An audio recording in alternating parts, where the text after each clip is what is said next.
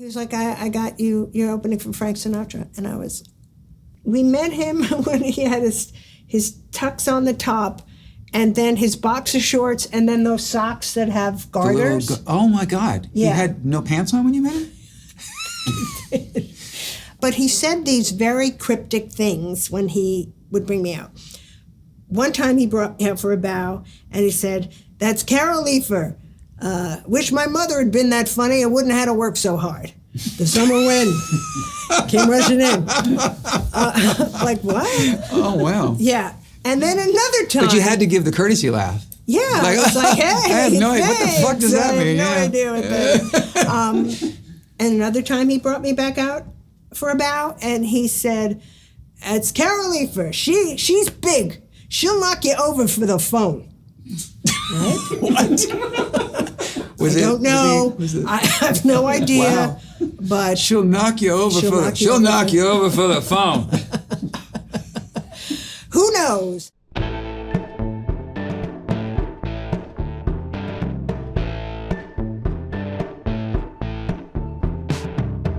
I don't know where you are in the world, but you really should be here in Los Angeles. I don't know what happened. Summer came rushing back the last couple of days. It's absolutely gorgeous. We're in middle of the afternoon, so things are starting to fade a little bit here, but wow, it's just been absolutely gorgeous here. And it's been a crazy busy time.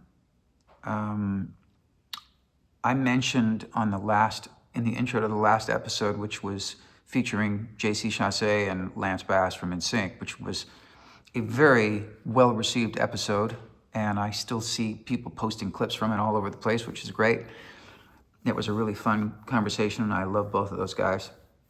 But I think when I did the intro to that episode last week, I mentioned that JC was going to surprise the audience at the show I was doing at a club here in LA called Vibrato. It was really just a last-minute, spur-of-the-moment, let's just go do the same show I did at the Carlisle, the sort of jazz swing show at this club here in LA.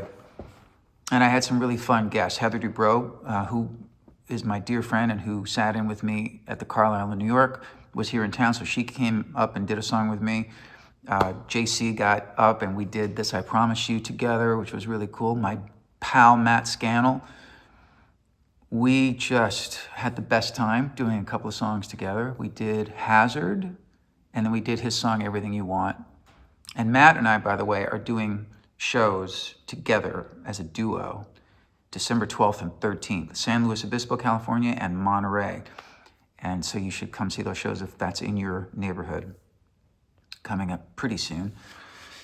And then we closed the show with my friend John Stamos, who got up and played congas on a couple of songs, Summer Wind, the old Sinatra song, and my song, Magic Hour, which the album's coming out January 16th, and John Stamos actually, we're friends and we're neighbors actually. He lives in my neighborhood. And I played him a couple of the tracks from the new album months and months ago. And he said, "You need congas on that song. I want to play congas on your record." So when John Stamos says he wants to play congas on your record, you let John Stamos play congas on your record. And he played on several songs on the album. He's a great guy. He's actually a really, really talented musician, great actor, and just a good egg. I really like Stamos. We give each other a lot of shit, like sort of brotherly sarcasm, but I really adore the guy. So speaking of people I adore, and somebody who's sort of new in my life. So about a year and a half ago, Daisy and I were having dinner at what was the Pacific Palisades. It's just been devastated by the fires. But this is like a year and a half ago, and we were at a restaurant that we loved. We used to love going to there. And we were having dinner with my dear friend Shelley Wright. And towards the end of the dinner, this very elegant-looking lady came over to the table and introduced herself. And as she introduced herself, I realized that it was Carol Leifer. Carol Leifer, if her name is not familiar to you, just Google her and you'll go, oh, of course. One look at her, you'll recognize her. But also, she's just had such an illustrious career. as a writer, as a stand-up comedian. She's just been involved with some of the best. Curb Your Enthusiasm, Seinfeld. I mean, she's just had an incredible career. But it turns out that she's also just a really, really lovely person. So she sat with us for a little bit, and we just sort of hit it off, and we've stayed in touch. And she has a new book out, which you'll hear all about in this episode. So she was really on Stories to Tell today to promote that, but we just ended up talking about her entire career. And I don't know, there's something that's happened with me in the last, I'd say, 5 or 6 years, especially since COVID. Usually when you get older in life, your circle shrinks, which I understand. And in certain ways, our circle has shrunk because you start to just become a little more choosy about who you surround yourself with as you get older. But in my case, I've actually also developed some new friendships. You know, to find new friends in your late 50s and early 60s is, I think, kind of unique and pretty extraordinary. And Carol Leifer coming into my life, along with some of these other really wonderful people, I really look forward to getting to know her better. She's a remarkable talent, really smart and really funny and just a great hang. And we had a really great time. And here's this week's episode of Stories to Tell, featuring my beautiful guest, Carol Leifer.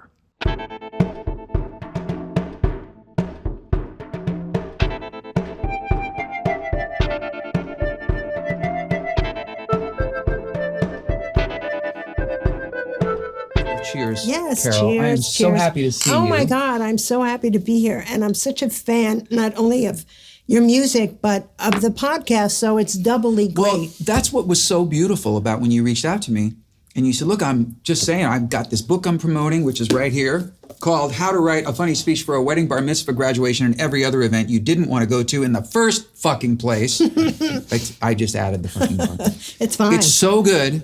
It's such a great book. And Carol reached out and said, I watched the show and I listened to the show and I would love to come on and promote, but also we have to start by what a sort of Hollywoodish introduction we had to each other. Random at a restaurant. Yep. And I love that you came over and said hi. Oh. And when you said, I'm Carol Leifer, I think I went, oh my God. Daisy and I were having dinner with our dear friend Shelley Wright. Yes. In the Palisades. I know. At a beautiful restaurant called Portavia. Yes. Sitting outside. Mm-hmm.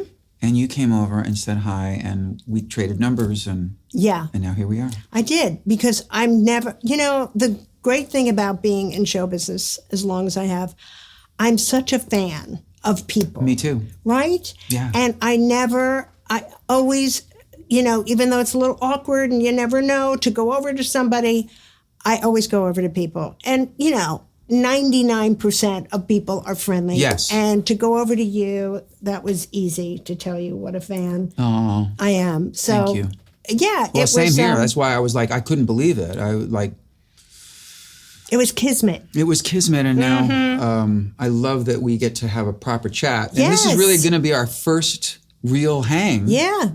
And it's going to be documented. I love that. I love it too. The first time I met Daisy, there's a photograph of it. Really? There's a photograph of us meeting because she met me at an event that I invited her to at the Grammy Museum. But how did you get to rewind a little bit? We met on Twitter. Really? Yeah, which we don't participate anymore for years, ever since Elon took it over. But it used to be, I met so many great people through that really? app. Yeah. Just DM? Or just follow, you find that you're following each other. Okay.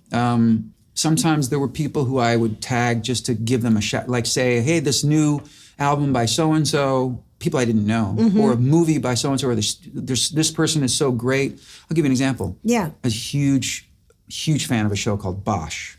Okay, on yes. Amazon, starring Titus Welliver. Right. And I was a fan of Titus's before, but I'd never really seen him as a lead role, and I became obsessed with the show Bosch, which I still am obsessed. It's not on anymore, but I'll watch it over and over.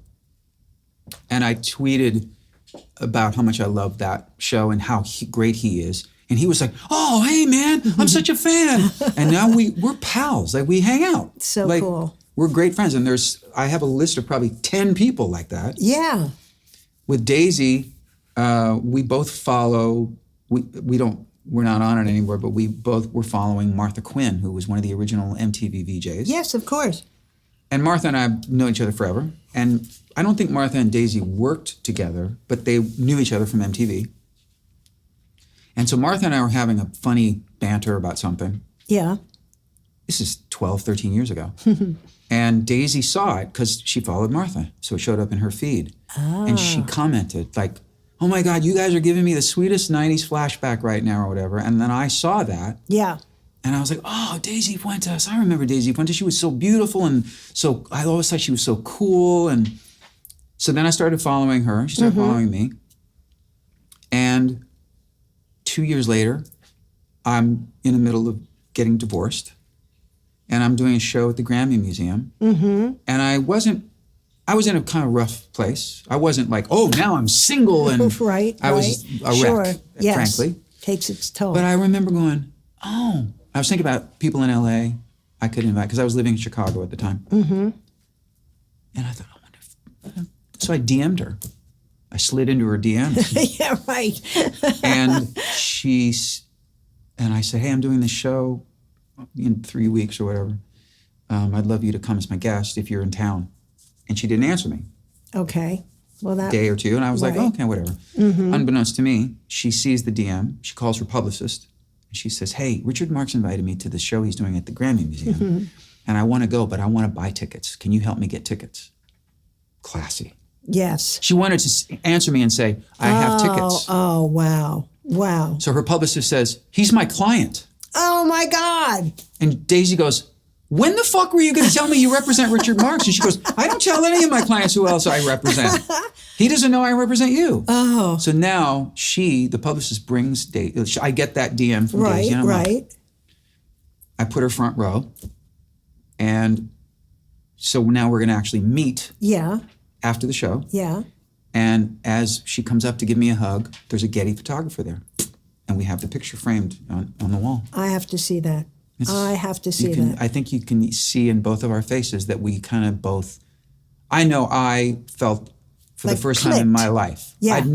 I've written songs about that shit, never experienced it. Wow. Until that moment. When she walked through the door, the lightning bolt thing, where I remember thinking to myself, no matter what this does or does not become, I remember thinking, everything is different now.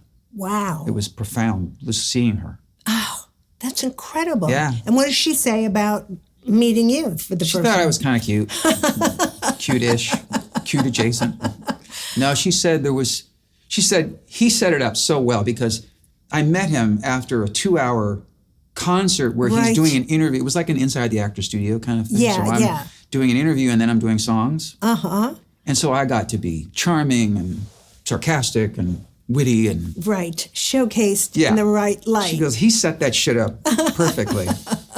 That's so cool. And then we just started kind of talking, and then I asked her out, and And here we are. married 10 years in December. Hey, my 10th anniversary is December too. December what? 5th. Okay, 23rd. Okay. We have to have a December dinner. Yes, that would be great. How to many years you been celebrate. married? 10 years. Lori. Yes. Yeah. Good memory, Yeah. but we've been together for almost 30. Wow. Yeah. How did you guys meet? It's a bit of a crazy story. That's what the show's for. So, I had been with men my entire life. You were married, right? Once? Yes, Yeah. yes. And then I just kind of I told my, this couple, David and Bob, who are great gay friends of mine, and I said, I just have this hankering. Is that the word you used? to have sex with a woman. I just, this is just something I'm feeling. I relate to that. I often have a hankering to have sex with my woman. Oh, I'm sure you do. So we went to this Project Angel Food event. Yeah. I went as their guest, and I was sitting across from Lori, and I just, remember, and she was with a date at the time. And I remember thinking, God, she's so gorgeous. And we hit it off, at the table. And Was afterwards... was the date a little, like... No, she didn't pick up on my, thoughts behind the social, hey, how are you? You know what I was thinking. So afterwards I said to David and Bob, could you kind of maybe make some kind of hookup happen, like a date or something? Yeah, not even thinking about the girlfriend, like just going right in. Hey, no ring on her finger, right? Yeah, exactly. So my friend David asked Lori, said, oh, would you want to play golf? Of course, with Carol. And she was like, oh, I'm not going to be some experiment for some straight woman. Oh. And you had not been with a woman up to this point? No. Wow. So I let it go. Richard. I gave it my best shot. Right. Well, lo and behold, she called me about a month later and said, oh, you want to play the par 3 at Whitsit? And I was like, oh, okay. And we went and we played. You made an impression, big time. I guess so. And she was flirting with me a little bit. While we were playing golf, she was like, oh, you look pretty fit. You got a nice tight waist. And I was like, what the fuck is going on here? We go to eat at Arts Deli afterwards. I see she's an animal lover because she orders a sandwich and then like an entire chicken. And she's like, well, I'm cutting this up for my dog to take home. But anyway, all these mixed signals. She was like, oh, I know you're single and I have so many guys, because she was working in real estate, I could set you up with. And I'm like, wrong way, go back, Right. Let's get back to the tight waist. Yes, exactly. Yeah. So then about a month later, she called me and she said, I'm invited from work to this Beverly Hills policeman's ball. Do you want to come as my guest? And I went. And then the whole thing turned around, Richard. We're going around to this, silent auction things. And she's going like, oh, Four Seasons Maui, that'd be fun for us to go on. And I'm like, oh boy, this is taking a very good turn. Yeah. So she did a total 180. She did. And then we went back to my place, and I said to her, like, I'm very attracted to you. Like, what if we just, this is my old line, even with guys, like, what if we just make out? And, you have to be a good kisser to say that. And I have a lot of confidence in my ability. So I said, what if we just make out? Then it was like on 4 hours of making out. Wow. Yeah. And here we are now, 30 years later. So don't you think, here's a really personal question right off the bat. I just told you I made out for 4 hours. No, but this is an important question. Yeah. Do you guys still make out? We do. It's really important, don't you think? Yeah. And I mean, I'll be honest that every once in a while, one of us, Daisy or I, will say to the other, we need to make out.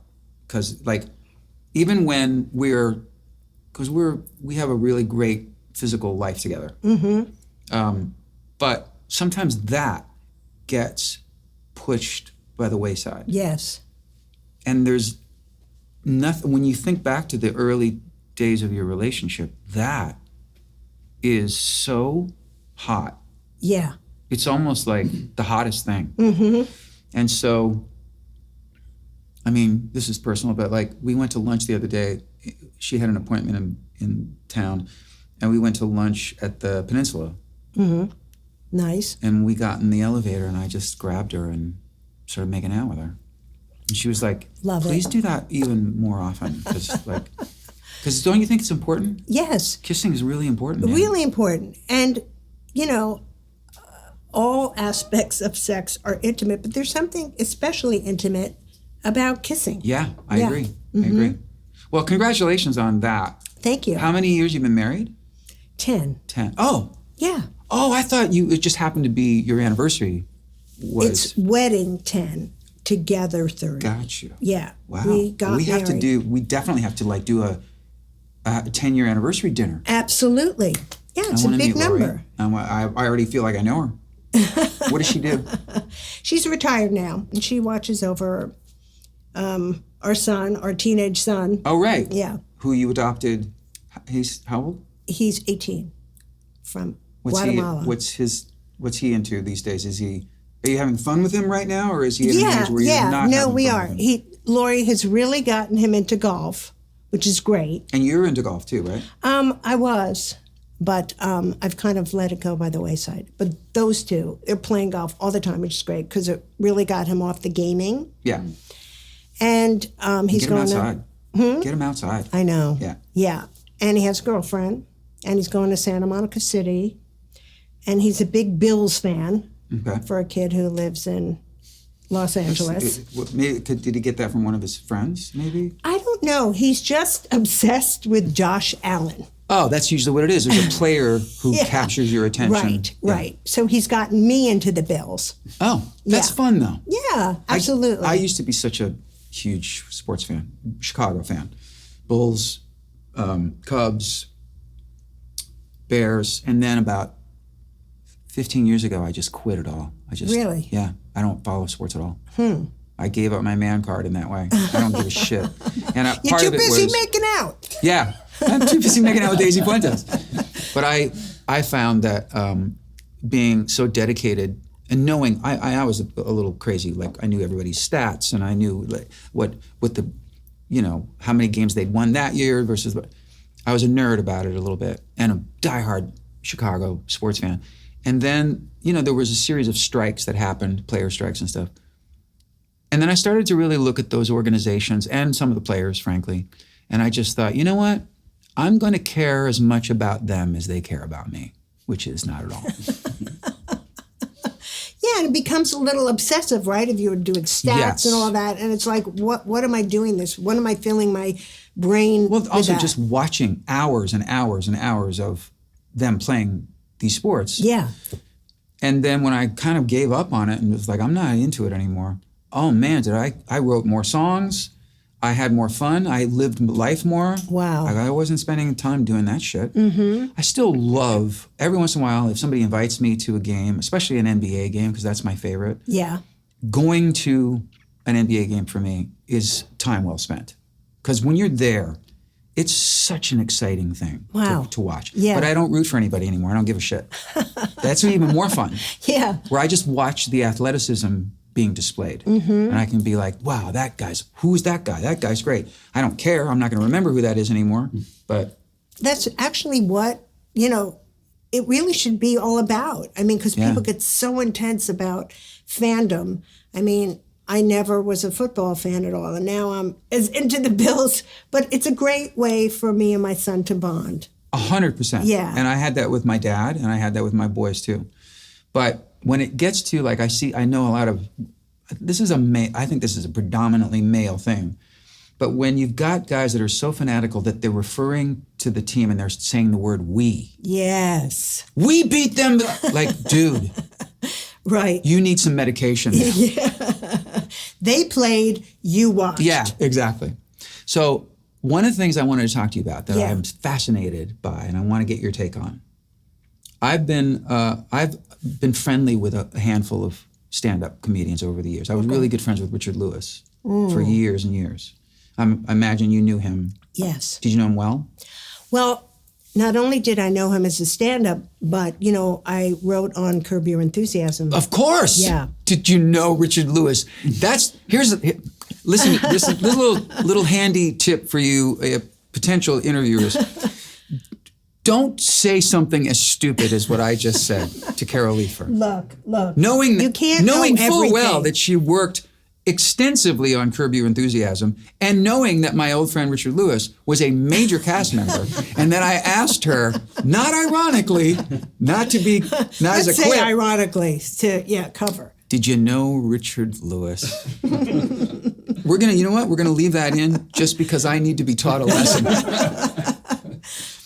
So, what was your relationship with Richard? Well, you know, when I started stand-up, he actually, I just admired him so much. He started before me. So it was literally like in the days where I'd see him on The Tonight Show or Merv. Right. And with my cassette recorder, tape him. Yeah. Just to hear. I did that with Diary of a Young Comic. That was his first thing. Yes. So when I met him, it was like, I still have this kind of reverence for, you know, the people that I watched when I wanted to be who they were. Yeah. And I'm sure, you know, you feel the same probably with music. Sure. And then to work with, so he was a great stand-up. I remember him giving me some advice, which I always loved, from experienced stand-ups to me. I know, you know, he was so giving that way. Yeah. But then to watch him and work with him on Curb, you know, he and Larry are best friends. Yeah. We're best friends. Yeah. And their closeness, I know exactly why Larry put him in the show. Because when you have that kind of bond and that easiness with each other, and especially since the dialogue was improvised. Yeah. I mean, certainly the steps of it were not. But the fact that they knew each other so well, it was so easy for them to not only improvise, but be funny with each other. It was like eavesdropping. Yes. Yeah. Like it didn't feel scripted at all because it wasn't, but it also just felt literally like you were truly eavesdropping instead of watching a scene. Right. But my point, but the real question was because I've been friendly with a handful of guys like that. One of the things that that Richard and I talked about actually. It hit me one day, and we were having dinner, and I said, if I write a catalog of songs, or let's say I have these 8 songs that were big hits for me, I've got to do them in every show. Yeah. Whether it's 5 years later or 25 years later. Right. Those are my hits. Absolutely. People come time and time again to hear those songs. Right. Wherever you go, whatever you do, people want to hear that song. Yes. You guys, if you do the same, one joke, the same, the following year, people are going to be like, you did that last year. It's the weirdest dichotomy. The thing that, like if I went to see you and you did a bit that crushed me, that killed me, why wouldn't I want to see that every time? Yeah. Well, there's a delicate balance to What do it. you make of that? What do you think is the distinction between people being like, it's okay to hear a song 1,000 times, but don't tell me the same joke twice? I think it's just because music is so evocative in so many different ways, especially like when I hear your music, I go back to where I was at that time, who I was with, if it, stirs up a memory. So I think people love that about great songs, that not only appreciating the song, but what goes along with it. And people don't have that with jokes, like, oh, I remember when you did that joke, But that joke, we were telling that joke when Sonny graduated from, it's true. It's a different experience. But there is a way, I know what you're saying, people do like certain bits, to kind of squeeze them into a set where there is that appreciation for a couple of big bits that people love. Like George Carlin's 7 Words You Can't Say on TV. Yeah. He did that for years. And people looked forward to it. Exactly. You know who else did that? Andrew Dice Clay. He did? He had as I recall, he did these dirty limericks. Hickory dickory dock. Yes. Yeah. And 5 years later, I mean, his sort of major heyday was somewhat brief, I guess, maybe. He did the Rodney Dangerfield comedy special with me. And whenever, Young Comedian special, and whenever I bring up that I was on it, they're like, oh, that's the Dice Clay one. Wow. Yeah. But I mean, years into his career, he would hint that he was going to go to Hickory Dickory Dock, And the audience would go fucking mental because it was like a greatest hit. It was like, so there are exceptions to it, but I was always fascinated by it. But I was more like, I remember saying to Richard and my other writer friends that I really, what's the right way to put it? I sympathize. I feel kind of bad for you guys because you should be able to like have those great, there are comedians who I love and I will repeat some of their stuff, like singing a song by somebody who I love. Yeah. And it's just like they're my favorite moments of them. Right. But they can't. The pressure to like. Here's the best example. Okay. Here's the example I used. It would be like if every year I go on tour, I have to write all new songs. I have to write 20 brand new songs. I know what you're saying. And expect the audience to receive them the way they would receive the hits. But music is a little different than comedy that way. No, it's not, Carol. I'm going to explain to you. Okay, fine. See, when we write new material, it's really great for us because your act, as opposed to you singing a song that's like your baby and that people want to hear, when you start to do your act over and over, the same thing, I always said it was kind of like doing Oklahoma every night. Yes. It gets stale. Yeah. And when you do a new bit to an audience, it's so bizarre, Richard. When you get up there and you do a new bit and it works, it's like this kind of level. And to me, there's nothing more thrilling than when you do something new and people love it because it just reaffirms your funniness instead of doing your act. But what we have to realize when we do a new bit and it starts up here is it's going to land about here. But there's something, it's what I love about stand-up and about audiences. There's something freaky about, they know how fresh it is. It's coming out so fresh that they explode with laughter. And once it becomes something that you know how to do, it's going to land here. It'll still be good. But, that's crazy. And it makes us feel fresh to do Of new course. stuff. It's like when I put in a new song or two every show. And sometimes, oftentimes, it'll get a reaction kind of like bonkers. Right? And I have taken to telling the audience in those moments, when the applause finally dies down, I do this a lot now. I say, I just want to take a second because I want to acknowledge what just happened between us. I played you guys a song that none of you have ever heard before, and you reacted like that. And that I want you to know that that's why I keep writing songs. Wow. Because that rush. Yes. Because I'm nervous. I don't know. I know how Don't Mean Nothing's going to go over. I know how Right Here Waiting's going to go over. I know how Endless Summer Nights is going to go over. But I don't know how this is going to go over. And I know it's going to be received politely at worst. But when people go apeshit, it's like it must be for you when you do that and they go fucking crazy. Yeah. And it's sort of like, don't you think it's like heroin for us? It's like, it's kind of like a version of like, we rang the bell again. Yeah.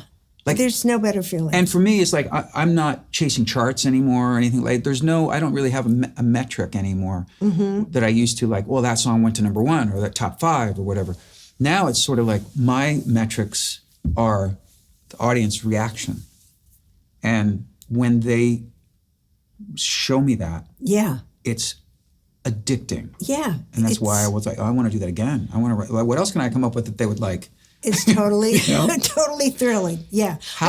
When I travel and I do events for groups, like I did last week in New Jersey, I always do a certain travel joke that was from the Rodney Dangerfield Young Comedian Because it special. always kills. Yes. Yeah. And it's because I've flown in.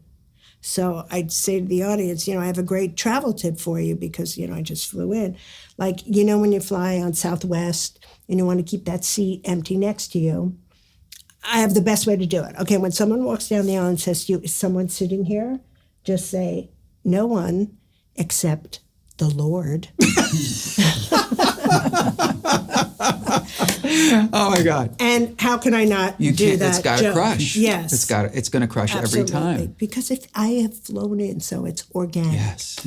I have a handful. I talk a lot in my show, and I've to me, the greatest compliment I get night after night is if somebody says, I laughed my ass off.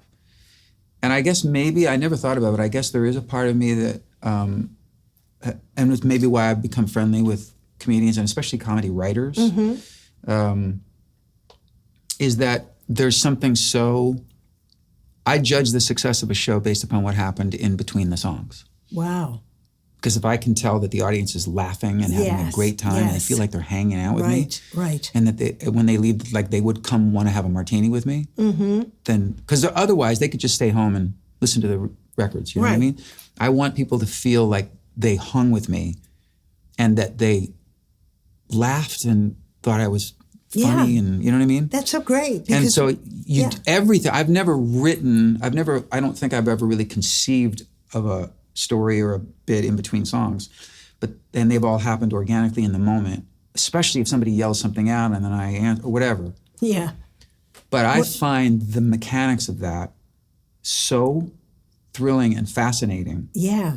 And so there are things that I keep in, especially if I'm playing in countries where, you know, and then sometimes when I'm playing in places that they don't really speak English, my show's different because I come up with something to make them laugh. Yeah. But I can't do certain bits that are very language oriented. Yeah. You know? But that's great that you do that, because my biggest pet peeve when I go to see performers, singers, is when they don't talk to the audience. Mine too. As an audience member, I fucking hate that. Yeah. Even when they just come out and start playing it, it's like, no, you're sitting there like, no hello. I mean, come on. Right. You have something, so that's great. And the people who I saw live who really influenced me the most, it wasn't the musical part. It was like, I mean, yes, brilliant musicians, but like I remember the first time I saw James Taylor, he was so funny. And he was very dry. Yeah. But he made me laugh in between songs. I was like, fuck, who knew James Taylor was funny? Yeah. And there's an Australian singer named John Farnham, who's now retired due to health issues, but he and I became great friends, and I think he's the greatest singer I ever heard, other than Sam Cooke and Otis Redding. Really? Massive in Australia. The biggest star in Australia's history. And when I became friendly with him and I started to see him live, and I actually sat in with him, and his voice was so unbelievable and unparalleled, but he was so fucking funny. That's so cool. So fucking funny. Yeah. And he did a bit that I thought was so funny, and I said, I'm going to steal that. And he said, do, because I stole it.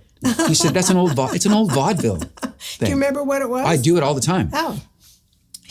I'll do his version of it. Okay. And then this is what I do as well. I'll do my version of it. It's usually when I'm going to do, I do this thing in my show where I do these two songs back to back, Hold On to the Nights, going into Now and Forever. And it's just me and an acoustic guitar, and it's very intimate, and the audience is sort of like this. And I say, I'm going to do these two songs that were both #1 thanks to you guys. And the first one's from the 80s, the second one's from the 90s. And I set it up a little bit, and I say, and all I ask you guys is if any of you guys know either of these next two songs, please, whatever you do, don't join in, because you're going to ruin it. And it never fails. Of course. Never fails. Because it's funny. Yeah. That's great. Now, do you have something, I'm sure somebody yells out, I love you. I have one. You do? What is it? I love you too, but I do feel the need to see other people. There you go. What's yours? Well, I don't have, I love you. Oh, Yeah. Of course you do. I'm coming to your show and I'm going to yell it out. So be ready. Well, What do you get yelled out the most? you know, it's heckles that you have to be prepared for. So a lot of times it's either if somebody yells out something, it's like, if you're going to heckle, I need a noun and a verb. That's or good. I don't speak drunkenese. Drunkenese. So Yes. I have those ready when somebody says something. What is the word? I heard you when I was listening to one of your interviews, Yakaholic? Yakaholic! I'm totally taking that too. Hey. Stop being such a fucking yakaholic. And that's what happens sometimes when somebody's drunk and they're talking, especially in the slow sections. And then I've had some people, predominantly women, or in the front or second row, and they're talking to me, and I'm playing a fucking ballad or something, and the audience is pin drop quiet except for this one asshole. Yeah. And then the audience is starting to now you're starting to the whole energy is shifting because the audience, it's the drunken elephant in the room now, right? Yes. And so what I've taken to do is I'll say, whoa, okay, rather than get mad at them, I go, okay, ma'am, you know what? I'll tell you what. I'm going to do a song. I'm going to stop what I'm doing because clearly you don't care what we're doing. Yeah. I'm going to dedicate this next song to you. In fact, I've written a song with you in mind. And then I hit the first chord and I go, shut the fuck up. And the audience roars. Love it. And she shuts the fuck up. Right. Because somebody with her goes, shut the fuck up. Now, what do you do when they always yell out songs for you to do? Yes. So I do them. I mean, and there's sometimes when people yell out songs that I've never played live, like deep cuts. And I find that so flattering. And I'll go, wow, okay, let me try. And sometimes I'll go, okay, I've never played it live and I wrote it when I was 26, so bear with me. And you know what? If I just get through a verse and a chorus and I go, that's all I remember, the audience goes crazy, even if they didn't know it. Because it's just sort of it's breaking the barriers. It's like we're just spending 2 hours together. Right. More lately than ever, I recognize the gift and opportunity that we have to take our and the audience's minds off the crazy shit that no matter where you stand on things. Yes. Everybody's dealing with shit. And it took me a while to go, what an amazing thing I get to do. Yes. For myself and for them. And I say to them in the beginning of the show, just so you know, I just want us to have the best time. I'm your host for the next 2 hours. This is your party, and I just want us to just forget everything except this right now. And I get it every time. Everybody goes, yes, we're in. Well, it feels like you set the stage for this great, intimate experience with them. Yeah. And I feel the same way, too, about that. Yeah, especially in this time. I don't do anything political. So, neither do I. I don't ever mention it. Right? I don't think it's the time or place. No. And I can't tell you how many people come over to me, and I'm sure to you, and say, it was just great to laugh. Yeah. Just take my mind off of everything else that's happening and have a good laugh. And I'm sure people feel that way when they see you perform. Yeah. I have to see you Yeah, live. we have to do that. Yeah. How often do you get even a germ of an idea? Every day? I would say so much stuff just happens in real life that I feel like at that moment, I feel like this could be a joke. Like Lori and I went out to dinner and we ordered a bottle of wine, and you know how it's such a production, you know what I mean, with the wine list, and the guy comes over and, you know, it's a thing. And it's a whole process. Right. And, you know, I know what I want. We knew what we want. I don't have to go through the whole production, you know. And when I tasted it, you know, I said to Lori under my breath, like, that should get me hammered, you know. You know, and it's like, well, that's a bit. And I say to people, and they totally relate to, like, just, you know, just put the wine down, buddy. Yeah. We know what we want. Yeah, let's cut to it. Yeah, so it's that kind of thing that happens in real life. But also, I find you can take something, David Sedaris talked about this. The great thing about being a comedian is, a funny person, you can take things that are kind of painful that happen to you and make it into a joke. Like a little while back, I was walking my dog in the neighborhood, and I got to a crosswalk, and this car of young guys just barreled through the crosswalk, like almost hit me. And so what did I do? Did I leave it alone? No. I flipped them off. Big mistake. They turned around. They were following me down the street, like honking. Now you're scared. Yes, exactly. And then a guy rolled down the window and he said to me, "You're a fat whore."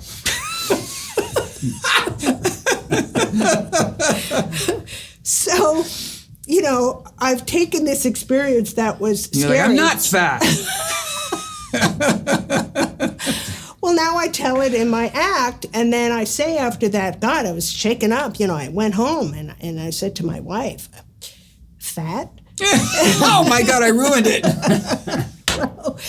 You went the natural way of thinking of a funny person. Oh my God. Yeah. So that's what's great about, especially what I do, that you can take these things that happen and make a joke out of it. Yes. Yeah. But, okay, so one of the other things I thought about this morning, I have written songs or somewhat fleshed out songs, and for whatever reason, maybe the project I'm working on, wasn't for that, but it's something that I really know that this is good, but it hasn't had its birth moment yet. Okay. I haven't found the right time to do you sit on material for a long period of time? Have you ever sat on a joke or an idea for years and then thought, oh, I'm going to do that in this situation and it's just killed? Yeah. Or is it pretty much like you come up with it and you purge it? No. I'm sure like you have an idea for something and you try it. Well, I don't know if you would try it out in front of an audience, not done. I mean, I have that advantage. You can do a little piece of something and then move on to something else if it doesn't work. Right. But you can find, the key to the joke, thinking about it, mulling about it for a while. Like, I wanted to do a bit about people saying, some language is hurtful, like morbidly obese. Like these people don't feel bad enough about their weight problem. We got to throw the morbidly in there. We don't do this. Yes. And I was like, what do I follow this with? Because that's not enough. It's a setup. Right. And then it just came to me, thinking about, well, what can I say? Like, we don't do this with other people's shortcomings. Like you are sun-blindingly bald.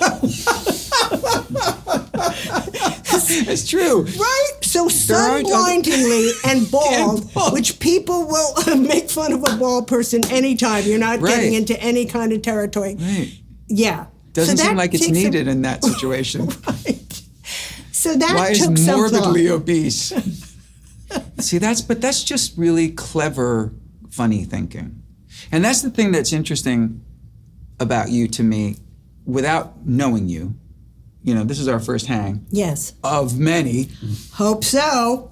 But what I feel I know about you from seeing you on TV and in interviews and all for many years, and I'm sure I'm not the first person to tell you this, you seem very different than other comedians and stand-ups I've met. Wow. I've always Nobody's told me sensed a that. darkness, a real darkness, and an almost anger in a lot of the people I know or have spent time with. Yeah. Brilliantly funny, clever, all smart, gotta be smart. And also, want the attention of drunk strangers. Yeah, that's a whole other psychological discussion. And maybe there is something, maybe there is the connection. The same, like any of us who want people's attention. Right. Like I do this thing in my show, and one night it started organically. I was about to walk out and heard this announcement of the PA: no cameras and no photography and no video recording. This is the policy of the venue. Yeah. So I come out and I'm doing the thing, and like 3 or 4 songs in, I go, by the way, did you guys hear that PA announcement about no cameras and everything? And I said, fuck that. I said, I got dressed up. I put product in my hair. I want you to take my picture. The reason I got into show business is because I want people's attention. Yeah. And Right. that stayed in. That's a bit that has stayed in. When I think of it, whenever somebody makes those announcements, Yeah. if I hear that announcement, I go, yes, I can riff on that. And the audience must love that. Right? Yeah. But there's seemingly a calmness or a loveliness to you that I don't see, at least from a distance, that I'm used to seeing with other people. Wow. Like even Bob Saget, were you friendly with Bob at all? Yes. I mean, Bob was friendly with everybody. He was just, I know. what a love. Great guy.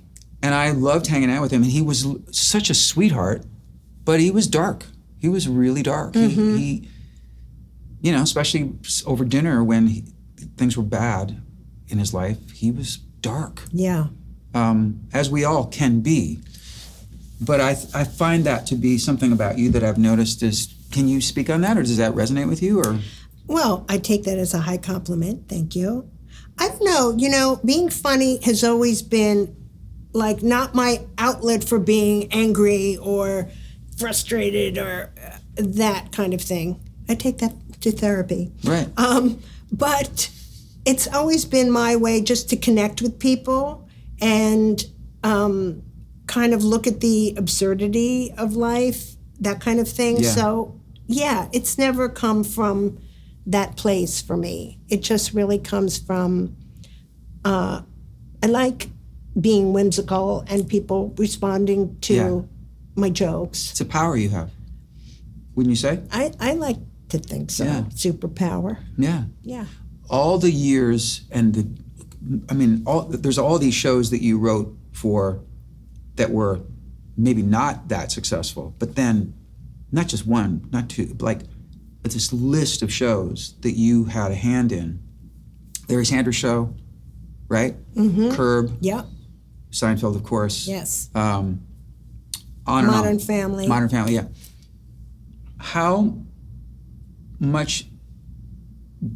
How female light were those rooms 30 years ago versus now? Was it kind of the same? No. I It was mean, male dominated, right? yes. But I've always, I've always known how to hang with men. I like hanging with men. Mm-hmm. I sort of think like if I went to a party and I didn't know anybody and there was a group of women hanging out and guys hanging out, I might go over to the guy side. Just because it wouldn't be as much as, how are you? Where do you live? What do you do? It would be a little more like, You're probably gonna have a funnier conversation, maybe? well, a little more like, boy, look at that guy going in on the dip there. Like, whoa, take it easy, buddy. Like Right. a little more Right. about what's happening out there. Right. But it was like at Seinfeld, there were only 2 women writing on the show. But I always found it a tremendous advantage being a female voice because there were things that guys didn't think of, Right. ideas, because my filter is different. Like Elaine thinks the Korean manicurists are talking about her behind her back in Korean because that happened to me.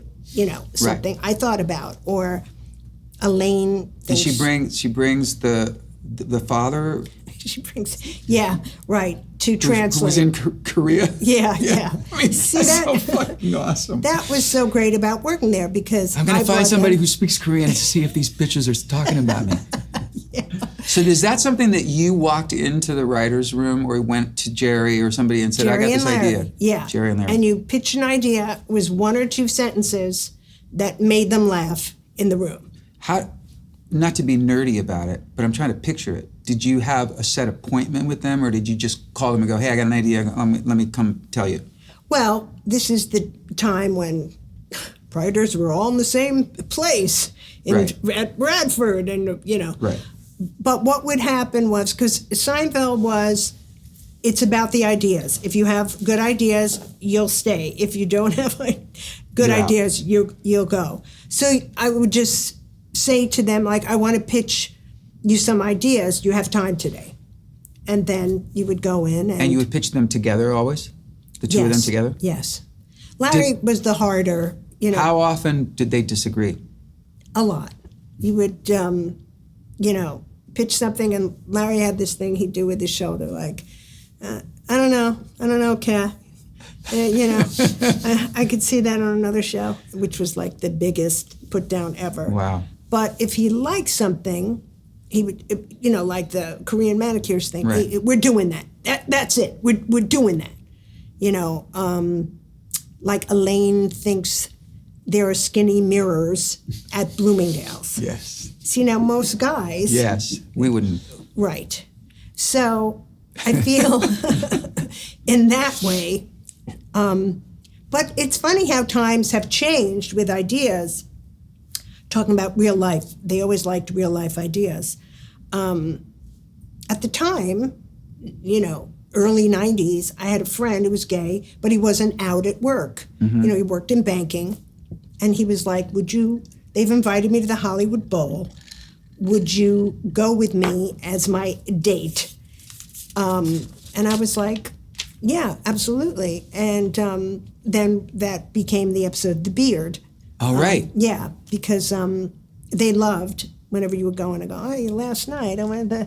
But, that idea, everybody's out now, so you don't need, a beard for a date. But like anything else, comedy ebbs and flows with what's going on in the world and what's going on in society and what's being talked about. And yes. It's got to be, topical. It's got to be, right? Yeah. To a certain degree. Mm-hmm. Some comedy is just timeless. And I think that one of the things that you focus on that's endless supply of great comedy is just the day-to-day shit that annoys you.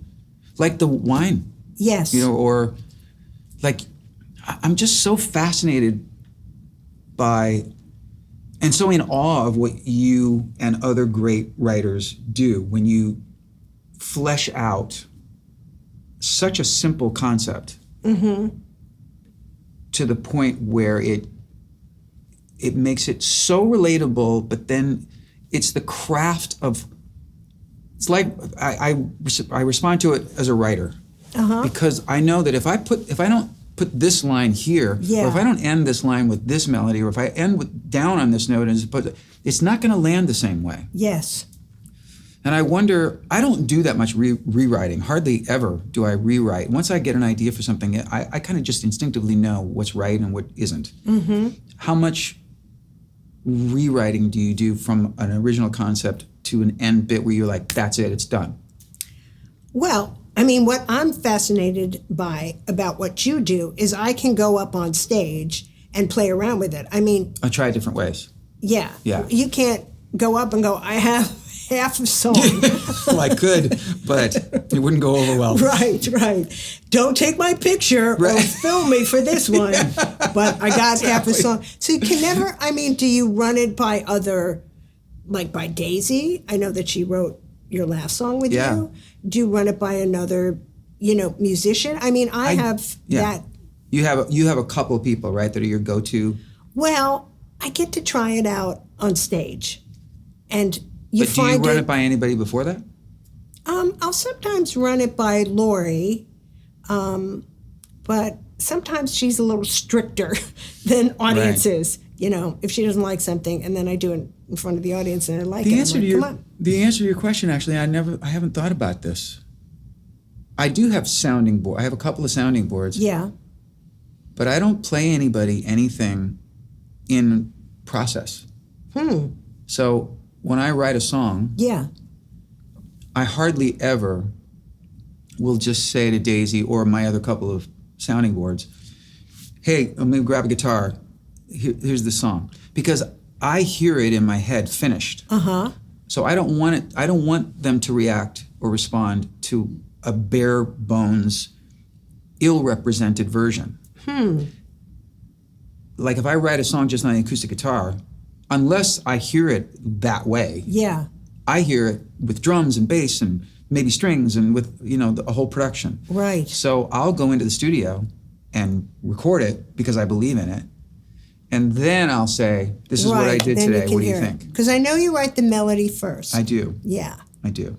So, Except for one time, really? which I think you'll appreciate this. And I want to, because I want to follow it, because I want to know what some of your bucket lists have been and what you've checked off. One of my bucket lists my whole life was to write something with Burt Bacharach. Wow. He hired me when I was a kid, when I was 18 or 19. I was making a living as a background singer here, way before I had a record deal. And I was singing on a bunch of different people's records, and he heard about me. And he did something for a movie, and I came in and sang a harmony thing. So I worked with him for an hour. He was very gracious and very nice, but we didn't like hang out or anything like that. I was in awe. But from that point on, I was like, I remember saying, I really want to write a song with Burt Bacharach. So I said it, and I've checked off almost every bucket list item. Wow. So I meet Daisy. We start dating. Early on, we're having those conversations like you and Lori did about like, so what's your favorite color? Or what's your, what movie have you seen 10 times? And so we're sitting around and I hit her with, so what music do you love the most? And she, without missing a beat, she goes, I love Burt Bacharach. And I went, oh my God, I'm marrying her. That's it. So I tell her, I've always wanted to write a song with him. She said, make it happen. You know how to make it happen. Just make it happen. And I was like, yeah, you're right. So I reach out to somebody who might know somebody, and I end up getting a number for his manager, a lovely woman named Sue Main. Been with him for years. I email her. Weeks later, she answers me. She says, yes, Burt would love to write with you. Oh, you said in the email, I would like to write a song. Wow. He's currently on tour in Europe, and he's doing a Broadway show when he gets back. And so we're talking like 6 or 7 months from now. Let's check back in. Now this is when he was 90. Oh. So 6 or 8 months go by. I very politely, every once in a while, like, hey, just checking in. Finally, I get the, hey, how's next Thursday? At Burt's house. I go, oh my God, it's happening. It's happening. Yes, thank you. Here's the address. Great. Night before, my phone rings. It's Burt. Oh. He says, Richard, I'm looking forward to seeing you tomorrow. He had the best speaking voice. And I said, Burt, I'm so excited too. Thank you so much. He goes, but can you send over the lyric? And I go, and of course, then it hits me. Right. Burt writes music to lyrics. Oh. So I say to him, it's a true story. Oh, Burt, I was thinking that I'll come over tomorrow, and I was thinking we could write a tune together, and then I'll take that and I'll go write a lyric to it. And there's a pause, and Burt says, I don't need any help writing music. And I swear I went like this. I went, of course you don't. Of course you don't. I'm so sorry. I said, Burt, give me, I'll get right back. Give me an hour. And I'm going to blow this. So I hang up the phone, and I've never done this. I went into a room. I said to Daisy, I said, don't talk to me. I go into a room, close the door. And I'm like, and all of a sudden I go, write what you know, write what you know, write what. And I wrote a verse. I wonder if because Daisy and I, through our courtship, have talked about, we must have been in the same room here and there over the last 35 or 40 years. Right, of course. We just never met. How is it that we never met? So I wrote this line, I wonder if I ever passed you in a crowded room somewhere. Oh. I'm sure I would have noticed if I'd seen you standing there. Wow. Because I've been searching for you long before I ever saw your face. And this love I found with you is the love I wish I knew always. Oh. That's all I wrote. And I was like, I feel like that's pretty good. I texted to Burt. He calls me. Hey, good lyric. See you tomorrow. Wow. So I get to his house. Yeah. He opens the door. He doesn't even really say hello. He goes, come to the piano. And he's already written it. Oh my God. He goes, so now I need a second verse. So then I go off and I start, and that's how we ended up writing. And then he gave me the best gift, because we had the whole song done. And I said, I feel like it needs a little bridge, like a little 2-line bridge right in the middle. Don't you agree? And he said, yes. Why don't you go home and write that? The music. He's like, you go write the music to the bridge. and the Wow. lyric. Well, that began a friendship that, like, within a year, we would hang up the phone and go, love you too. Oh my God. Yeah, and we wrote a couple songs together, but more importantly, we became really close. And it was like the best gift. Oh, that's so incredible. So give me your version of bucket list. Bucket list. Well, I opened for Frank Sinatra. I know this, Yeah. but my recollection of that story Yes. is that, I mean, the way I've heard you describe it, this agent who you were like you needed a new agent because Yes. you were playing shitty gigs. Right. The Chuckle Hut or something. You were playing the Chuckle Hut. Sir Laugh-A-Lot. Yes, Sir Laugh-A-Lot. He was like, I'll get you a gig with Frank. Well, Or I'll get you a good gig. But Yeah. I don't mean to be nitpicky, Yeah. but was it that you'd always dreamed of opening for Frank Sinatra, or was it that all of a sudden this guy goes, you want to open for Frank Sinatra? it was that. It was, he was getting me. I was having shitty gigs. I worked with him, started working with him. He got me even shittier gigs, working at ground round restaurants, doing comedy Oh my night. God, I actually remember those. On the Turnpike, in Holy Jersey. shit. People couldn't hear me because the peanut shells were on the floor, crinkling. And then, he said, I'm working on Frank. And it was like, who, like Frank Stallone? What is Frankie happening Avalon? here? It was like, what is Frank happening here? Stallone. And then, lo and behold, I was working on a cruise ship. I got a phone call. If you got a phone call on a cruise ship at that time, it was somebody died. Bad news, yeah. And he was like, I got you, you're opening for Frank Sinatra. And I was, it became You went bucket junior? list. He was his orchestra leader, by the Yes, way. and very, very talented guy. Yes, very nice. Yeah. So and so- you must have gone, like how long between getting that call on the cruise ship and the gig? It was probably about a month. So did you like write all new material? No. Oh, no. No. No, that one I went with the Sure Things, for sure. The hits? Yes. And I learned a very big lesson that gig. I'm sure other people who've opened for you have used this, but it was very smart. I came out because I was so intimidated and scared of this crowd. Came out and I said, I was so happy that Mr. Sinatra asked me to work with him here at Bally's. And just saying that Frank had asked me. Or like his seal of approval? Yes, the audience was Wow. like, oh, okay, all right. He asked her, so she's going to be okay. Well done. Yeah. And then it was an amazing How many shows did you do? 5. And did you hang with him at all? I didn't. I met him beforehand, and it was weird because I was with my manager, Lori Leonard, who Ray worked with her and then went off on his own. Oh, okay. Yeah. We met him when he had his tux on the top, and then his boxer shorts, and then those socks that have The little garters. oh my God. Yeah. He had no pants on when you met him?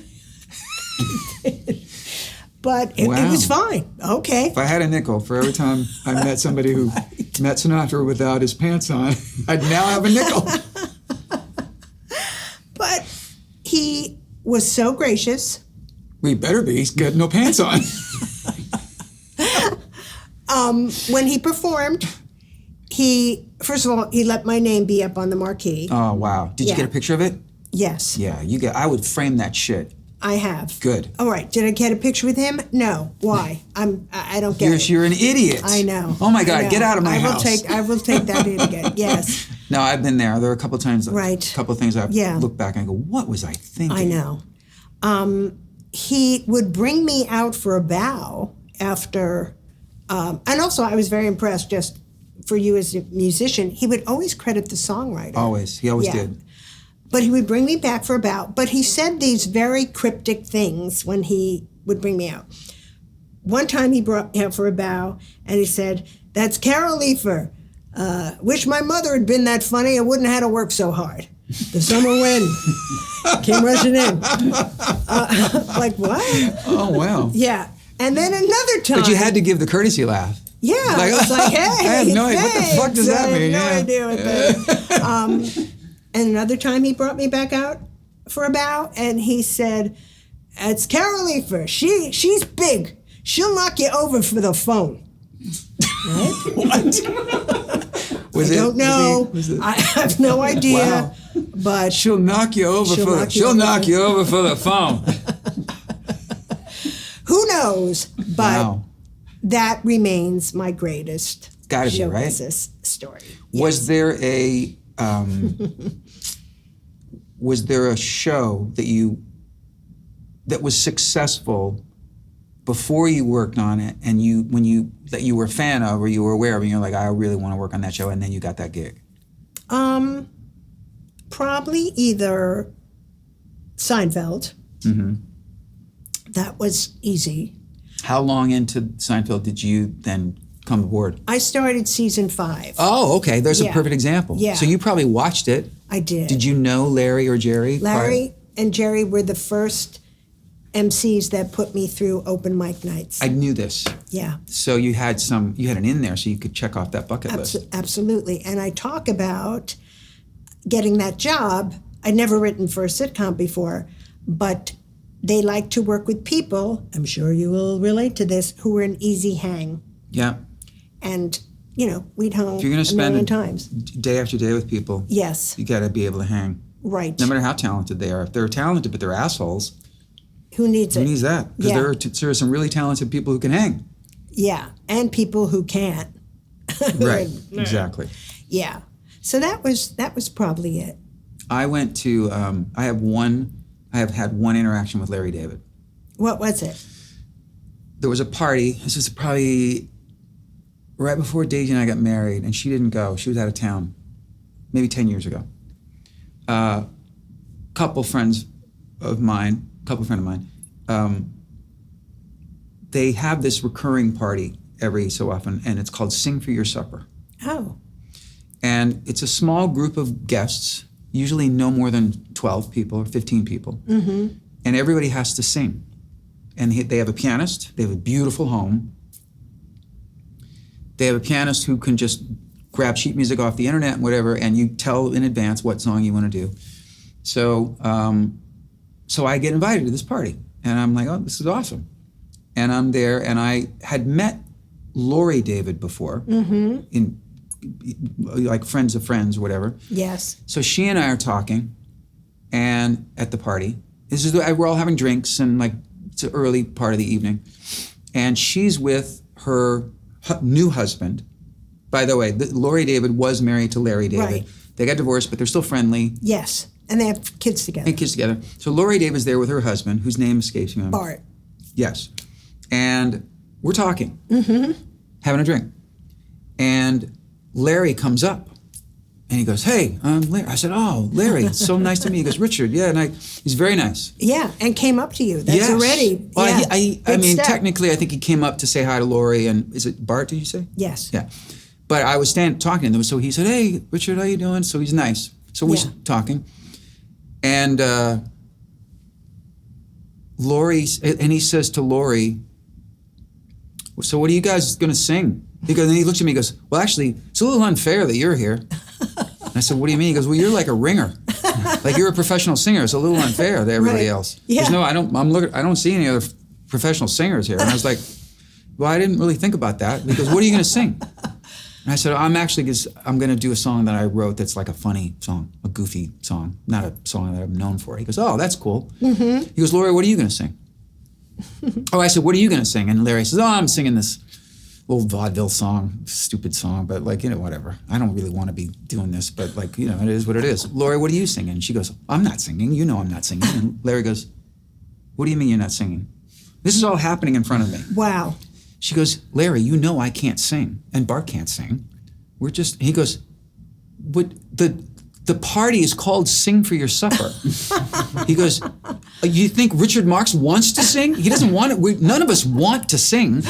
The whole purpose of the party And he's starting to get pissed off.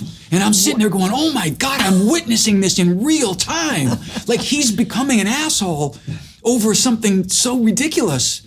But it's a story I'm going to get to tell forever. Right. So, and he had a point.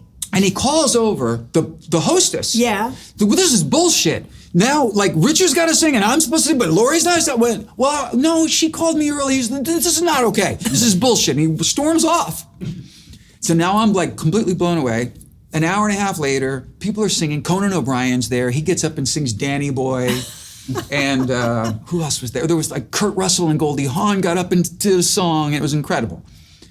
And I did my song, and Larry's sitting in the back. It's like in a living room like this. Yeah. And he's sitting in the back corner like this, watching everybody. And then the host gets up and says, and now we have Larry David to do a song, and we all go like this, and Larry's like this, and he goes, I just want to say one thing. And he starts complaining. He's like, right out of a Curb episode. It's got to be everybody does it. And a couple of people were like, Larry, just shut the fuck up and sing, man. Like, come on, don't be a drag. And I was like, that really is who he is. Yes, it's amazing. Absolutely. Right. All right, so I have a question. Yes. I think this is a fun question, but okay. I don't. It's a potentially put you on the spot question. Oh, all right. So you can either think about it and give me an answer. Okay. Or you can say, I'm going to think about that and get back to you. All right. This is your 60 minutes question. Not really. All right. Jerry calls you tomorrow and says, we're all coming back for one episode. Mm-hmm. Pitch me an idea. Oh, what would it be? Yeah.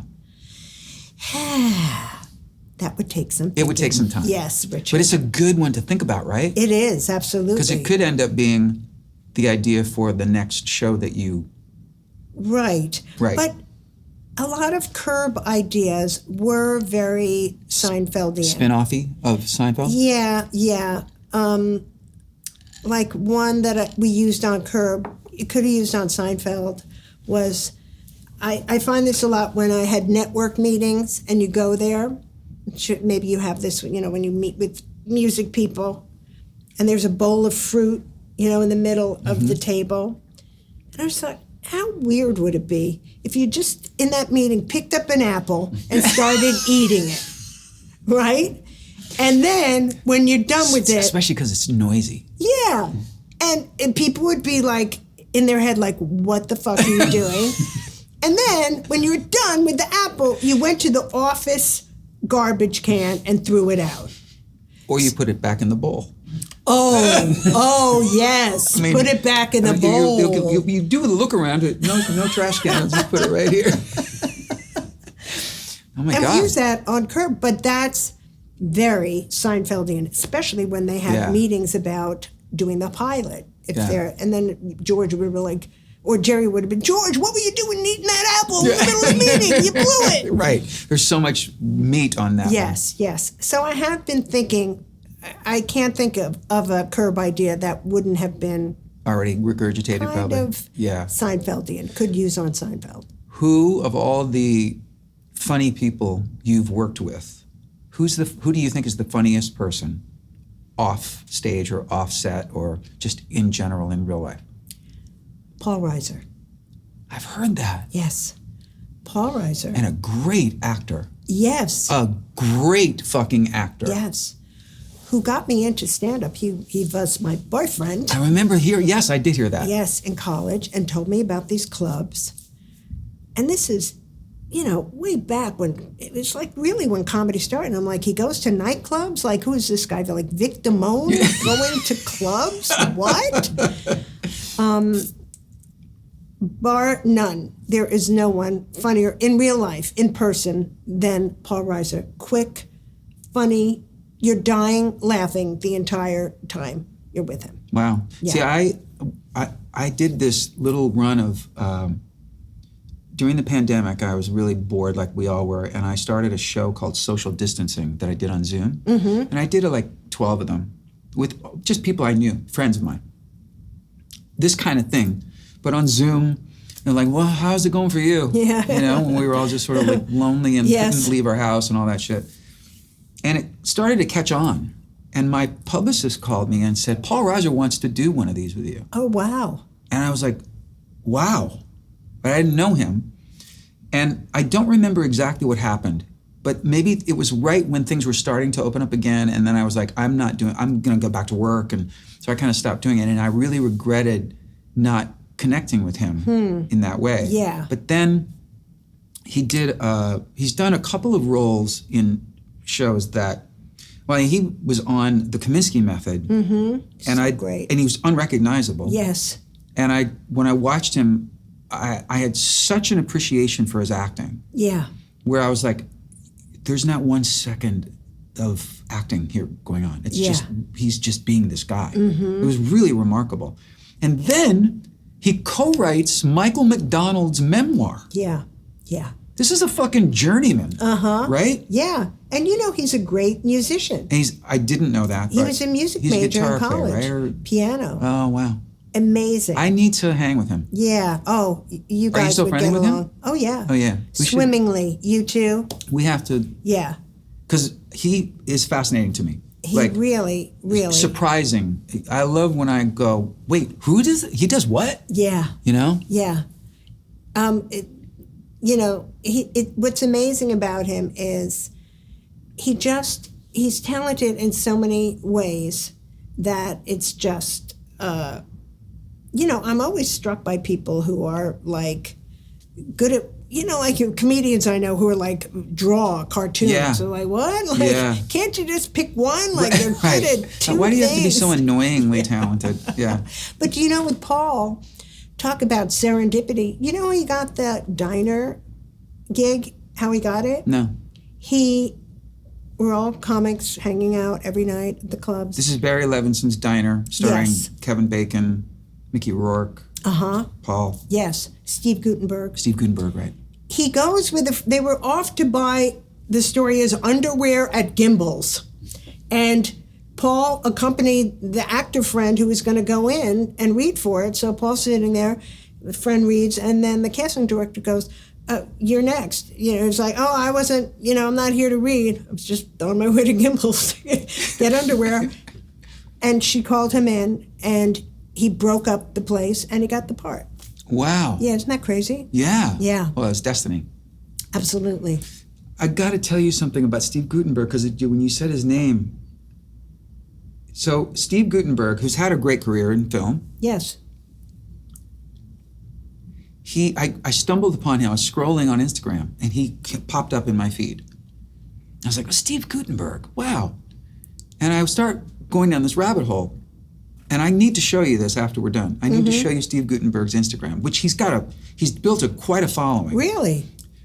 But the first thing I saw was this video. He's usually walking in his neighborhood or sitting outside or whatever. And I'm not exaggerating. This is I'll do my impression of it. Yeah. Hey, everybody. So, I woke up this morning and I felt like I'm a little tired. Like I don't have a lot of energy today. I feel a little tired. But you know what? I need to move. I need to exercise. And I think, basically what I'm trying to say is, sometimes you gotta just go for it. You just gotta get up and do it. And I just wanted to tell you, I just wanted to say to you guys, sometimes you might feel tired, but you just gotta get up and do it. Okay, bye. And I'm laughing and I'm thinking, this is fucking hilarious. And then I do the next one and it's kind of the same thing. And I'm like, holy shit, he is this truly genuine about this. Yeah. And like people are responding to it. Completely. And every post is like the most basic, generic life lesson that's a really good reminder to just, you know what? Just get up out of bed and get moving. Yeah. I have to show you because I became so fascinated with it. Oh, I want to follow him now. I keep waiting for him to go, I'm just fucking with you. But he's and he was out fighting the fire. Yes. Yeah. But he's so sincere and so but super generic. Wow. But it works. It works, right? It really, really works. Wow. I could do this all day, but I don't want to keep you here all day. But can I tell you the first record that I got? Sure. Because you always do that. Yes. And I'm intrigued to know if you're familiar with it. Okay. The first 45 that I bought was 98.6 by Keith. Do you know this song? No. Hey, 98.6, it's good to have you back again. Oh, can't believe you don't know it. What year? This had to be 66, 67. You bought the 45? I did. Was it like Beatle-y? Was it of that time, or was it? It was of that time, yes. So was it more like a pop? It was a pop rock song. It wasn't yes. like a silly song. It was, No.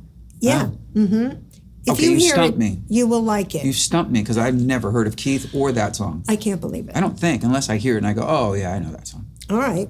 Well, I want to talk about your book, but yeah. One last nerdy question. Okay. In history of the people you have known, who are one or two comedians where you went, I'm never following them. I'm not going to follow them. Wow. Because I feel like you have a confidence in your abilities that you like. I can follow anybody. But is there somebody you go? I'm not following I them. will preface this Or by her. saying, as a woman, it's a little harder for me to follow some guys because of their voice. Okay, that's interesting. Their voice. I get that. Yeah, deeper and more powerful. Right. So I always feel I'm at a certain That's disadvantage. fascinating. Never thought of that. Yes, that way. But, when I was coming up, especially at clubs like Catch Rising Star, big people, Richard would come in, and then they go right up. So wherever you were in the lineup, you just let them go, and then you'd go on. Robin Williams used to come into these clubs quite a lot. And I remember one time having to follow Robin, and it was like, all right, I'll go up there, But I don't want to. yeah. And not only could I not follow him, because he was brilliant. No one could. Yeah. But it's the other thing of people in the audience for 5 minutes after going, can you believe you saw Robin Williams? You think we're going to a comedy club and this guy is... So it was noisy and hard to follow. Right. Yeah. Did you know him at all? I did, just, casually. Mm-hmm. But he was such a lovely, giving person. I remember I was at Caroline's working, and I was going to have my People magazine feature. Nice. So, talk about a bucket list, right? Yeah. And the photographer was like, can we get you with somebody, famous and everything? And I was like, oh God, I don't know, looking around. And then Robin walked in. And I just said to him, would you mind very much taking a picture with me because they're asking and it's my people? He was like, absolutely. And not just like a thing. He was like, what do you need? Do you need this or that? Where should she be? And blah, blah, blah.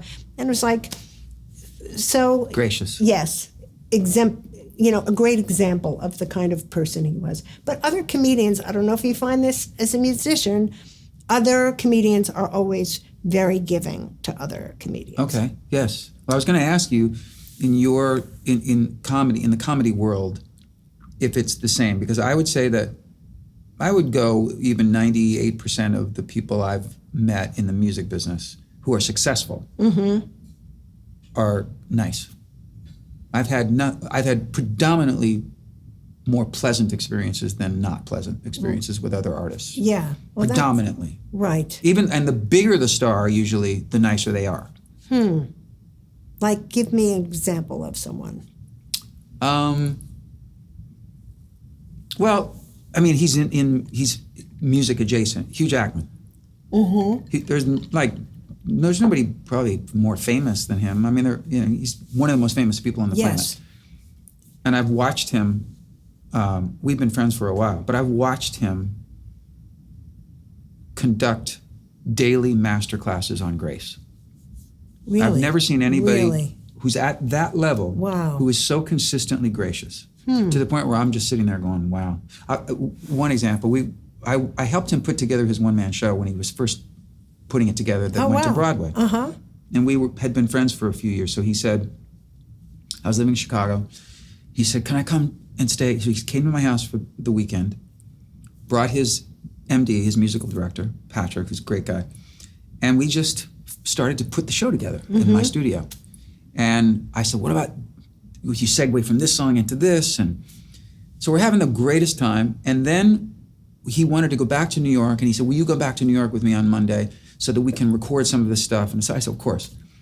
So we fly together on JetBlue.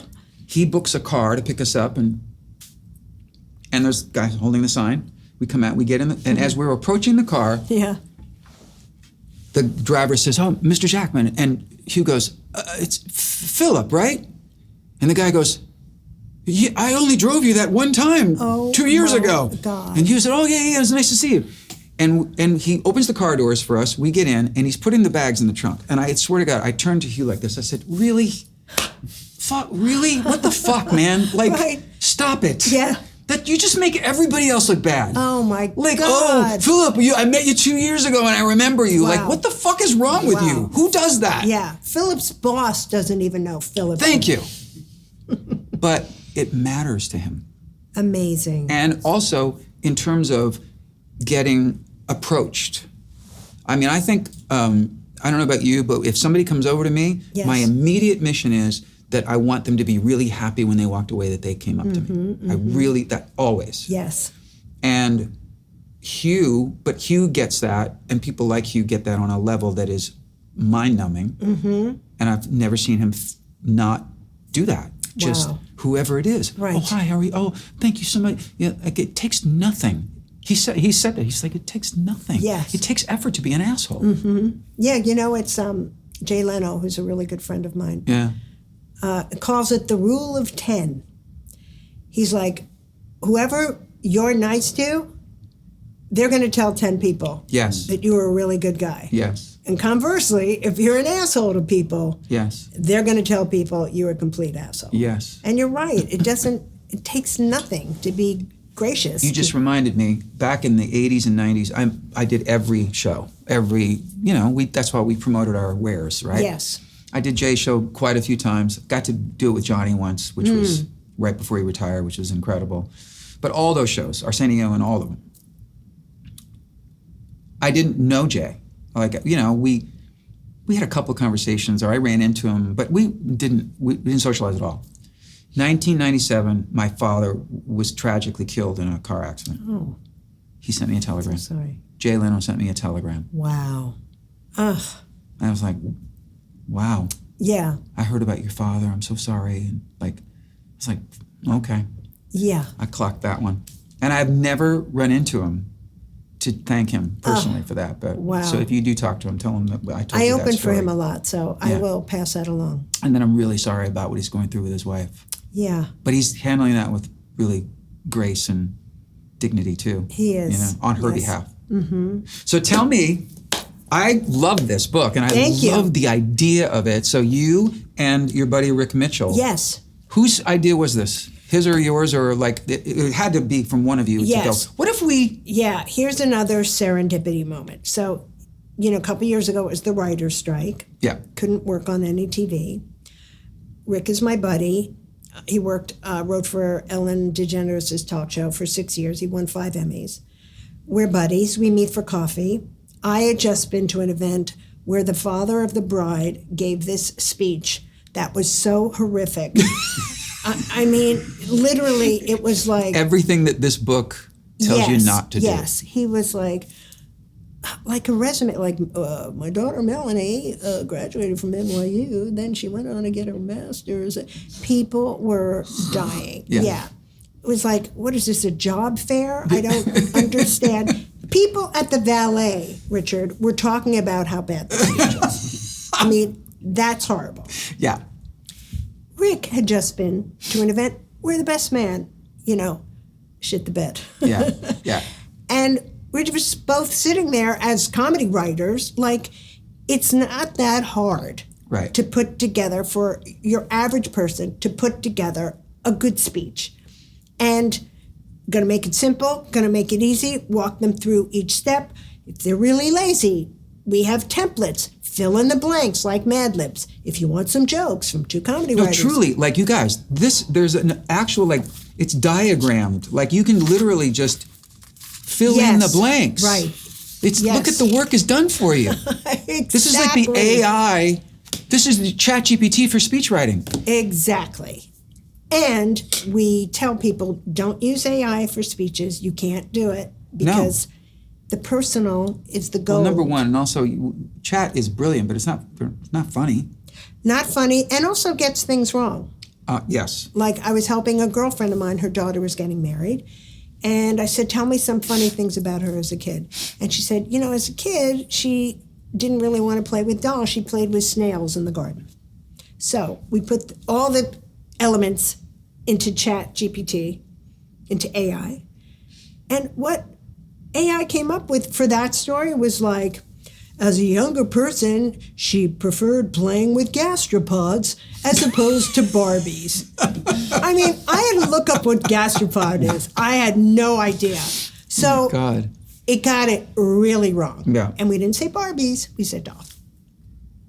There you go. Yeah. So, but those are the nuances that is so great about this book. And the book itself is very funny. Thank you. Because the way, especially in the way you're saying, here's what you don't want to do. Yes. Don't do these things. Right. I mean, as simple as don't speak longer than 5 minutes. Because some people feel like, oh, I love this person so much, like more is more. No. That's a reason that didn't become an expression. Less Correct. is more, yes. And if you don't take my word for it, the foreword is by Carol Burnett. Yes. How did that happen? Oh, my God. Are you tight with Carol Burnett? Carol Burnett has become, yes. Like a mentor? Well, a Or just a mentor friend? and a friend. Yeah. Because I wrote for her 50th anniversary special. I wrote for her 90th birthday special. So, when I met her, I mean, talk about bucket list moment of like, oh my God, I'm meeting Carol Burnett. She's the most gracious, sweetest person in the whole wide world. I met her once and she was right? So amazingly lovely. Yeah, she's friendly with Hugh Jackman. Oh, she is? Yeah. Yeah, I'm not surprised. Yeah. Yeah, and she's, when back in the day when her show was on CBS, anybody who wrote her a fan letter, she typed a fan letter back. I know. So Carol's the type of person, I reached out to her a Friday of Memorial Day weekend. Carol, I'm going to ask you a huge favor. I always preface it like, this can't happen. I understand. No harm, no foul. Right. Would you consider writing the foreword? Gets back to me right away. Hey, send me the book. She reads it over the weekend. Monday, she's like, I'm happy to write the foreword. I loved it. I mean, she's just that type of person that is so gracious and giving, and we've had. And frankly, in my opinion, the word legend gets thrown around a lot. Yeah. Undeserving. Mm-hmm. No disrespect. People are so talented and they've had great careers, but legend. Yes. Is just become such a bastardized word. Mm-hmm. Carol Burnett is a legend. She really is. I think there are so few left. Barbra Streisand is a legend. Mm-hmm. It starts to get, like we just lost Redford. I know. Warren Beatty's a legend. Mm-hmm. I'm starting to think, like, as we're getting older, you're a little bit older than me, but I'm starting to go like, oh, that whole era, that whole group of people we grew up on, it's nothing. I sound like an old fart when I say that, but it's really, I think it's true. Yeah, no, it's happening. Part of it was that the people who we grew up admiring, who were so excellent at what they did, also were able to maintain a sense of mystique. Yeah. Yeah. Right? Absolutely. I mean, it's such a different world. I mean, I was lucky enough, Jerry Seinfeld was invited to watch McCartney do a set at the Beacon earlier this year. And I was so lucky that he brought me because, I saw them at Shea Stadium in '66 as a fetus, I should say, in utero. Yeah. No, but, to meet him and then to talk with Jerry for a few minutes. And he was talking about how great this gig was because everybody had their phone locked up. Yeah. And you know that. I don't mind it. I don't. We just saw Bruno Mars, who was fantastic. He does the thing where you got to put your phone in a pouch. Yeah. And then you get it after. You get it back after. Right. They unlock it after. Yeah, it's a pain in the ass. I liked it. I thought it was like I couldn't. I just have a. I love it when I look out and I don't see a bunch of phones. Mm-hmm. But I'm not going to tell my paying audience that they can't use their phone. It just feels wrong to me. But I appreciate it when I see it or when it happens to me. So you've seen the show, so you know that you get a gift. Oh, that's right. You get a gift of vinyl. Oh. And every once, like some of my guests who I know, when I'm friendly with, I know going in, like, I know exactly what I want to give them. Right. Sometimes it's from my own collection of stuff that I'm just getting rid of or that I feel like, I want you to have this. Sometimes I do the album that was #1 the day they were born. Oh. So I did yesterday. I had J.C. Chasez and Lance Bass from NSYNC here. And I got both of them got great albums. J.C. got Peter Frampton's Frampton Comes Alive. Yeah. And Lance got the Doobie Brothers Minute by Minute. Those are both great. Wow. I didn't want to do that for you, so I don't know. I know you're a Beatles, but I didn't want to go down that route. Mm-hmm. And I just thought, there's something about you that made me think, I feel like she's going to dig this as much as I dig this. Okay. So I got this for you. Oh my God. Because he's like a holy grail for me. Yes. Sam Cooke is my absolute, but there's something about Otis that, so that's for you. Sitting on the dock. I don't know if you even do vinyl, but.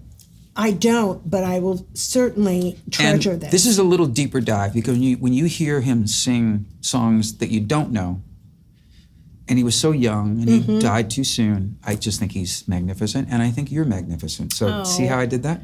Oh, that's so sweet. I love this. It was so much fun. Thank you, thank you. Thank you. I'm so glad we did this.